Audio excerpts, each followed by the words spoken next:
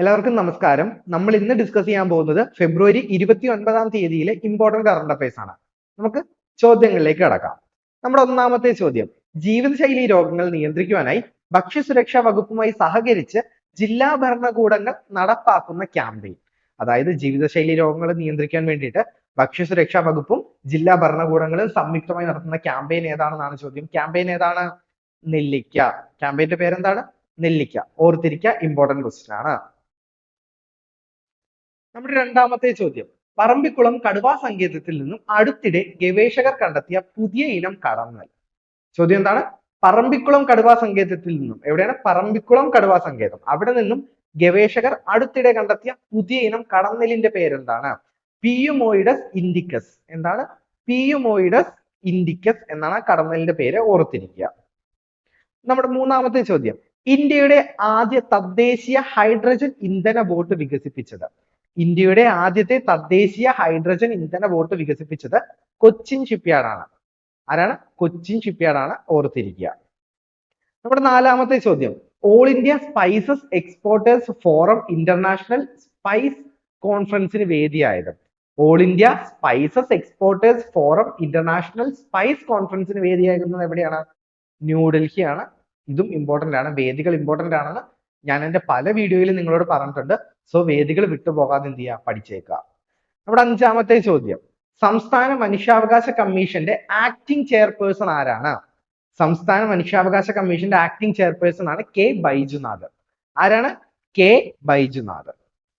നമ്മുടെ ആറാമത്തെ ചോദ്യം, 2024 ഫെബ്രുവരി പ്രകാരം യുറാനസിന്റെ ആകെ ഉപഗ്രഹങ്ങളുടെ എണ്ണം എത്രയാണ്?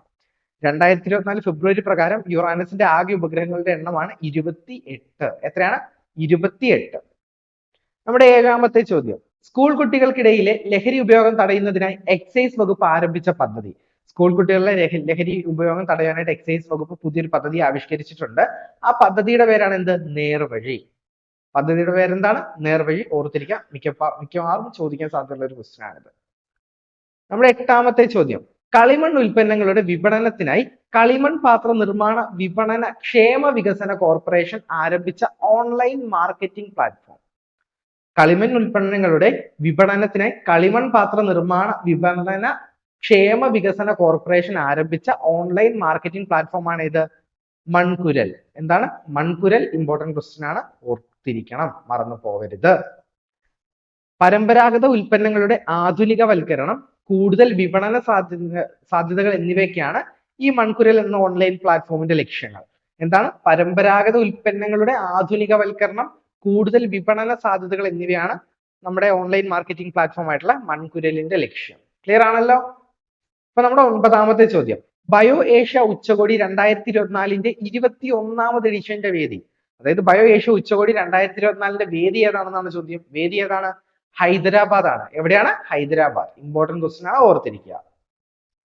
നമ്മുടെ 10ാമത്തെ ചോദ്യം, ഇന്ത്യയുടെ രണ്ടാമത്തെ ബഹിരാകാശ നിലയം നിലവിൽ വരുന്നത് എവിടെയാണ്? ഇന്ത്യയുടെ എത്രാമത്തെ? രണ്ടാമത്തെ ബഹിരാകാശ നിലയം നിലവിൽ വരുന്നത് എവിടെയാണ്? കുലശേഖരപട്ടണം, തമിഴ്നാട്. എവിടെയാണ്? കുലശേഖരപട്ടണം, തമിഴ്നാട്. പ്രധാനമന്ത്രി നരേന്ദ്രമോദി ഈ ഒരു നിലയത്തിന് തറക്കല്ലിട്ടിട്ടുണ്ട്. ഓക്കെ, ക്ലിയർ ആണല്ലോ? അപ്പൊ നമ്മുടെ വീഡിയോയുടെ അവസാനിക്കുകയാണ്. ഇതുപോലത്തെ കൂടുതൽ വീഡിയോസിനായിട്ട് നമ്മുടെ യൂട്യൂബ് ചാനൽ സബ്സ്ക്രൈബ് ചെയ്യുക. നോട്ടുകൾക്ക് നമ്മുടെ ആപ്ലിക്കേഷൻ ഡൗൺലോഡ് ചെയ്യുക. Thank you.